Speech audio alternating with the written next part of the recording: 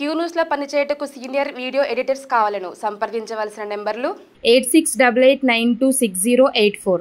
ఎల్లుండిలోగా 1,00,000 నేను విదేశాల నుంచి రాగానే 2 లక్షల మా రుణమాఫీ చేస్తాం. రైతుల పట్ల చిత్తశుద్ధిని చాటుకుంటాం. అధికారం పోయిన బాధ తండ్రి కొడుకులకు ఇంకా తగ్గలే. కేసీఆర్ కేటీఆర్ మధ్య సమన్వయం లేదు. 2014లో జైపాల్ రెడ్డిని సీఎం అభ్యర్థిగా ప్రకటించి ఉంటే కాంగ్రెస్ గెలిచేది. పార్లమెంట్ తలుపులు మూసి తెలంగాణ బిల్లును పాస్ చేయించడంలో ఆయనదే కీలక పాత్ర. అప్పటి స్పీకర్ మీరా కుమార్ ను ఒప్పించారు. 10 కోట్లతో Kalwakurthy skill development centre, Hyderabad Kalwakurthy మధ్య 4 వరుసల రహదారి.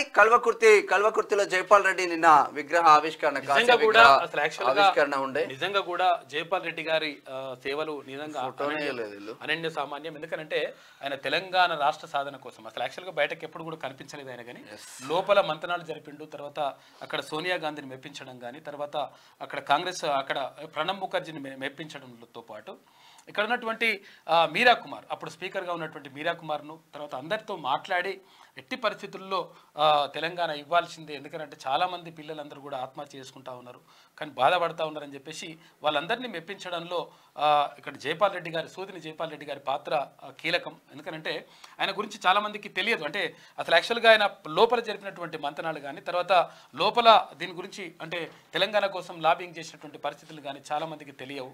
నిజంగా కూడా ఆయన తెలంగాణ కోసం 100% పాటుపడ్డాడు. గొప్ప నేతగా ఉన్నాడు ఆయన. తర్వాత అసలు యాక్చువల్గా ఏంటంటే ఇప్పుడు దివ్యాంగులకు సంబంధించి ఓ మనిషి ఐఏఎస్ ఆఫీసర్ ఇష్టం వచ్చినట్టు మాట్లాడుతుంది, కానీ దివ్యాంగుడుగా ఉండి కూడా అంటే ఉస్మానియా యూనివర్సిటీలో చదువుకున్నాడు ఆయన. తర్వాత ఉత్తమ పార్లమెంటేరియన్గా అవార్డు పొందిండు. తర్వాత అక్కడ కేంద్ర మంత్రిగా పదవులు చేపట్టిండు. తర్వాత విషయం ఏంటంటే తెలంగాణ కోసం ప్రత్యేకమైనటువంటి చిత్తశుద్ధితో ఉన్నటువంటి వ్యక్తి అక్కడ జైపాల్ రెడ్డి గారు. ఎందుకంటే అక్కడ ఆంధ్ర లాబింగ్ని మొత్తం కూడా తట్టుకొని అక్కడ వాళ్ళు రకరకాలుగా డబ్బులు కానీ రకరకాలుగా ఇవంతా కూడా లాబింగ్ చేసినటువంటి పరిస్థితిని తట్టుకొని తర్వాత తెలంగాణ ఇచ్చిండ్రు అంటే అక్కడ సుధీన్ జైపాల్ రెడ్డి గారితో పాటు అప్పుడున్నటువంటి మంత్రులు అంటే అప్పుడున్నటువంటి ఎంపీలు అంటే తెలంగాణకు సంబంధించినటువంటి ఎంపీలు కూడా నిజంగా పోరాటం చేసిండ్రు. తర్వాత సోనియా గాంధీని అంటే కాంగ్రెస్ అధినేత్రిగా ఉన్నటువంటి సోనియా గాంధీని ఒప్పించడంలో సఫలీకృతమైంది కాబట్టి తెలంగాణ సాకారమైంది. ఎందుకంటే కాకేం చెప్పుకుంటాడంటే నేనే తెచ్చిన అంటాడు. కాకపోతే ఏంటంటే ఇటువంటి గొప్ప వాళ్ళు ఇంకా మరుగున పడిపోయినారు. వాళ్ళకు నిజంగా సుధీన్ జైపాల్ రెడ్డి గారి గురించి తెలుసుకోవాల్సిన అవసరం 100% ఉన్నది. ఇక 1,00,000 రుణమాఫీ ఎల్లుండిలోగా చేస్తా అంటుండే. తర్వాత అక్కడ విదేశీ పర్యటన పూర్తి కాగానే ఇక్కడ 2 లక్షల ఆగస్టు 15 లోపు కంప్లీట్ అయిపోతుంది మొత్తం ప్రాసెస్. రైతుల విషయంలో కాంగ్రెస్ ప్రభుత్వం చిత్తశుద్ధితో పనిచేస్తుందని సీఎం రేవంత్ రెడ్డి చెప్పారు. ఈ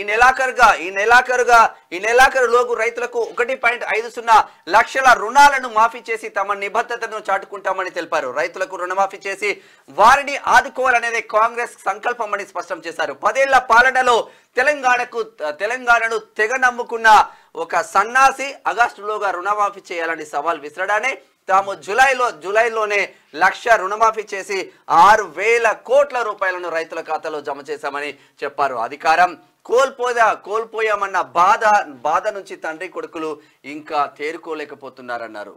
దుయ్యబట్టిలు మొత్తం మీద అది పరిస్థితి. నిన్న అక్కడ సుధీన్ జైపాల్ రెడ్డి గారి విగ్రహావిష్కరణ కార్యక్రమంలో పాల్గొన్నాడు. కల్వకుర్తిలో జరిగినటువంటి బహిరంగ సభలో ముఖ్యమంత్రి పాల్గొని మాట్లాడాడు. కాసే విగ్రహం కూడా ఫోటో వేస్తే బాగుండేది, వేయాల్సింది. ఇక సెంట్రలైజ్డ్ కిచెన్లతో మధ్యాహ్న భోజనం పైలట్ ప్రాజెక్టుగా కొడంగల్లో నిర్వహిస్తారంట. ఇక తర్వాత రాష్ట్రమంతటా హరే రామ హరే కృష్ణ ఫౌండేషన్ సహకారంతో ఆ సంస్థ ప్రతినిధులతో సీఎం రేవంత్ రెడ్డి సమీక్ష నిర్వహించాడు. ఇప్పుడు నిజంగా ఇక్కడ 5 రూపాయలకు భోజనం అని ఉన్నది కదా, 5 రూపాయల భోజనం పెట్టేది కూడా హరే రామ హరే కృష్ణ ఫౌండేషన్ వాళ్ళు. ఎందుకంటే వాళ్ళు అసలు యాక్చువల్గా బయటకు ఎక్కడ కూడా చెప్పుకోరు. తర్వాత ప్రభుత్వమే నిర్వహించినట్టుగా ప్రభుత్వమే చేసినట్టుగా గతంలో కేసీఆర్ మొత్తం కూడా చెప్పి మేమే 5 రూపాయల భోజనం పెట్టిస్తున్నాం అట్టిట్లా అని చెప్పిండు. కాకపోతే ఏంటంటే ఆ ఫండ్స్ అన్ని ఇస్తుంది కూడా ఆ ఫండ్స్ పూర్తిగా ఇస్తుంది హరే రామ హరే కృష్ణ ఫౌండేషన్. తర్వాత కొంతవరకు రాష్ట్ర ప్రభుత్వం నుంచి కొంతవరకు ఇట్లా ఫండ్స్ ఇస్తున్నారు తప్ప పూర్తి స్థాయిలో కాదు. అందుకనే ఇక్కడ మధ్యాహ్న భోజనానికి సంబంధించి కూడా మీరు సహకారం అందించాలని చెప్పేసి రేవంత్ రెడ్డి ముఖ్యమంత్రి వాళ్ళని అడిగిండట. క్యూ న్యూస్ లో పనిచేయటకు సీనియర్ వీడియో ఎడిటర్స్ కావాలను సంప్రదించవలసిన నెంబర్లు 8688960884.